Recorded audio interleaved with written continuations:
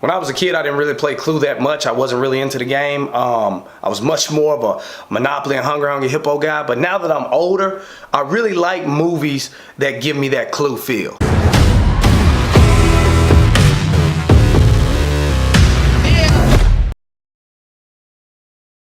Bad Times at the El Royale. So if you've seen the trailer for this movie, it kind of sets it up to make you feel that it's this murder mystery movie wrapped around this hotel that has a gimmick. The El Royale is a hotel that's divided down the middle. Half of the hotel is California, half of the hotel is Nevada. So if you stay there, you get to choose the amenities of 2 different states. Now, like I said, they set it up to be a murder mystery, but I'm here to tell you the movie isn't exactly what it appears to be. And that's all I can really say about the plot without giving up anything that's substantial to the movie.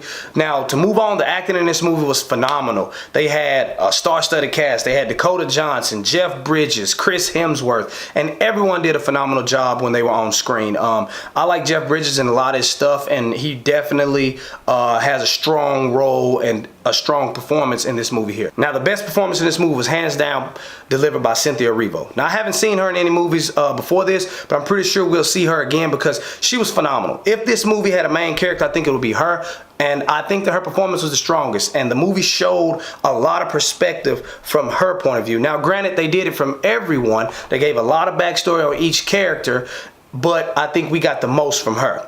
Now, speaking of backstory, the pacing of this movie was pretty bad. The movie is 2 hours and 21 minutes. That's a long time. Your average moviegoer isn't gonna want to sit through a 2.5 hour movie. So with that being said, this movie is definitely a slow burn. They have to set the movie up so that you understand what's happening when the events start happening. So they do the backstory on everyone in the hotel, and that takes a while.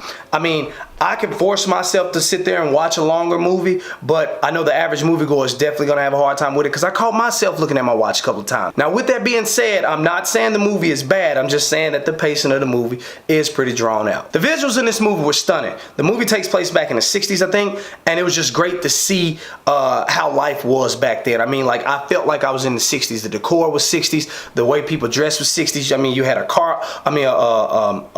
vacuum cleaner salesman. You had a background stage performer. You had a priest. I mean, you just had a whole melting pot of people. You even had a hippie. And Chris Hemsworth plays this hippie lover manipulator guy in the movie, and honestly I thought he wasn't gonna do that well because I only see him as Thor, but he had a good performance in this movie as well. So to sum everything back up, Bad Times at the El Royale is definitely not what you're expecting. Like I said, the trailer sets it up like it's a murder mystery movie, and it is that in a way, but there are a lot of plot twists and plot points and a lot of other things that happen. It's a lot of moving parts in this movie that the trailer just didn't do justice for. Now, I think that's going to captivate a lot of people, but at the same time, I can see how it could turn a lot of people off after they leave the theater. The acting in the movie was phenomenal. The visuals in the movie were phenomenal. The pacing of the movie, not so good. It really dragged on at times. But with all that being said, I would definitely rate this movie movie magic must see.